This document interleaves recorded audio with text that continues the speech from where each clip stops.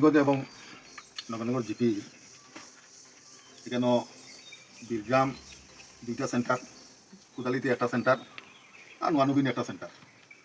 তো যাতায়াত লাগিয়া এই 4টা বুথ একটু নগরনগর থেকে যেমন একটু আলাদা, কারণ এখানে আইতে গেলেও পাক্কা জায়গা ঘুরিয়ে হওয়া লাগে।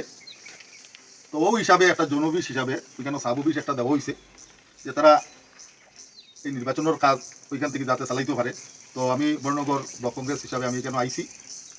তো সব থেকে কথা হইলো আপনারা সবরে আমার একটা অনুরোধ রাখিয়া কংগ্রেসের তরফ থেকে যে আপনারা একে অন্য মিলিয়া যাতে আগামী 9 এপ্রিল ভোট টাইম কংগ্রেসের দেওয়া যায়, এটা একটা চিন্তাধারা নিবা এবং প্রত্যেকটা বুথে বুথে দিয়া একটু ডোর টু ডোর একটু খাটিবা। আপনারা তো দীর্ঘদিনও এই কংগ্রেস করিয়া গিয়া মাত্র 5-6 দিন আছে, 5-6 দিন কংগ্রেসের লাগে একটু খাটিতা কেন না এই কংগ্রেসে আমরা বহুত কিছু দিয়া গেছে।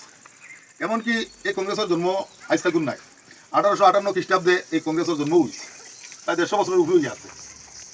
গতিকে এখানে এই দেশের মধ্যে বিজনেস করা লাগে ব্রিটিশ আইছিল, পরে দিয়া তারা কিছু আমরা কিছু দলাল প্রকৃতির মানুষ ভারতবর্ষ এমনভাবে তারা কবজার মাঝে নিছে নিয়া আর এই দেশটা প্রায় 200 বছর শাসন করছে। এই পদ্ধতিটা এখনো আবার আই গেছে, কারণ বিভিন্ন কিছু কথাবার্তা ওর এবং অনেক জিনিস পরিবর্তন ওর, এটা সংবিধানের কোনো ধারার মধ্যে আন না। আপনারা দেখরা ডাইরেক্ট মিডিয়ার মাঝে আইয়া মুখ্যমন্ত্রী কইতরা যে মুসলমানের হাত ভাঙিছি গত 5 বছরে আর আগামীতে মেরুদণ্ড ভাঙিলি, এটা এখন মুখ্যমন্ত্রী হইয়া এটা বড় লজ্জাজনক। ভারতবর্ষ লাগে এটা একটা লজ্জাজনক এবং ভারতবর্ষের একজন আসামের সিএম হইয়া এই নমুনার কথাবার্তা এটা আমার ভারতবর্ষের সংবিধানে অপমান করা আমরা মনে করি। এবং এখন যেটা আমরা রাতাবাড়ি হয়েছে, রাতাবাড়ি এটা খাটিয়া নামকৃষ্ণ হয়েছে, আমরা কিছুদিন আগে শুনছেন সোশ্যাল মিডিয়াত, তাই নো কইছেন যে কেন খারা খারা ভোট দিবাই না দিবাই রেজাল্ট বাদে যাতে বুলডোজার যায় না।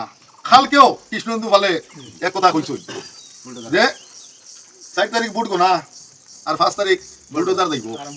এই যে হুমকি ধমকি অন্তপক্ষে আমিও জানি যারা আমাদের প্রকৃত কংগ্রেসী আছে এটা হুমকিরে কেউ তো একটা করতো না, কারণ এই কংগ্রেসে এই দেশের লাগি রক্ত দিছে প্রায় 65,000 উলেমায় ইন্ডিয়া গেটের মধ্যে এখনো এটা লিপিবদ্ধ আছে, কেউ ডরাই না। আর তাইনতানোর জন্ম হয়েছে এদিন 1980 ইংরাজির। তারা বয়স কত হয়েছে? তারা বয়স হয়েছে 45 বছর বয়স। হ্যাঁ, আর 150 বছরের উপর কংগ্রেস, তারা কিতা শিখাইব? আর কংগ্রেস এমন এক দল এবার দেখা তো আপার আসামে যে আলোড়ন সৃষ্টি হয়েছে। আজকে কৃষ্ণন্দু ফাল কই আর আমার হেমন্ত বিশ্ব শর্মা কইন, এরা তো আমরা কংগ্রেসের আবর্জনা। এখন আমরা কংগ্রেস হইলাম আবর্জনা মুক্ত এবং গৌরবগোই নেতৃত্বে এবার আসামের সরকার গঠন হইব। আর আমরা যদি এখান থেকে সবে মিলিয়া সুরুচি রায়রে যদি না দিতে যান বাড়িতে আমরা কথা গিয়া খেয়ে হইতো হইতে তো লাগবো।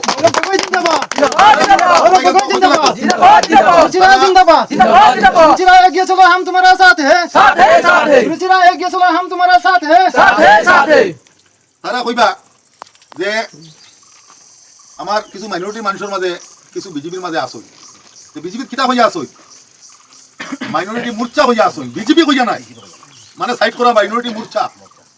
আজকে এই বিজেপি মুসলমানের উপরে কত অপমানজনক কথা কর যে মুসলমান বেটিন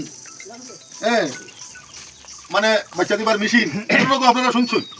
আর এখন আর তো ভাঙ্গিছে মালের হাড্ডি ভাঙতো, এরপরে যে আমার কিছু বাইয়াইন এই দলত আইন, এটা তো আমার ধিক্কার ছাড়া আর কিছু নাই।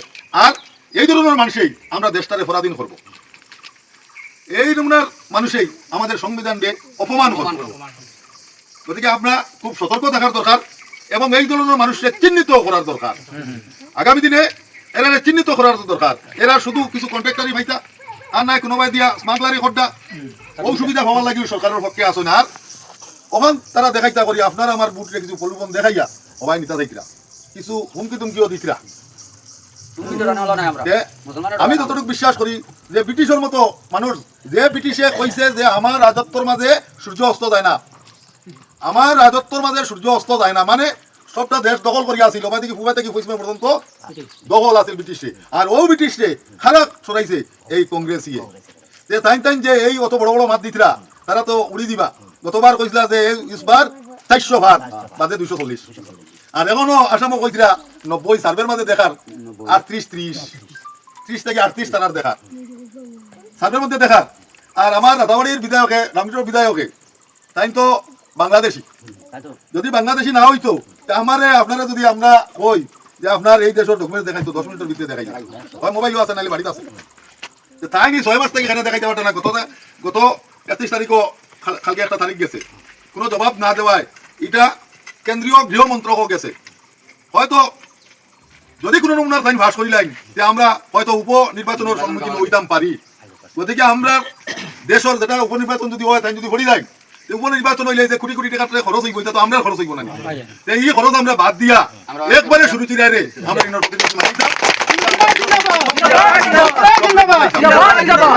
আমার সংক্ষিপ্ত বক্তব্য শেষ করলাম।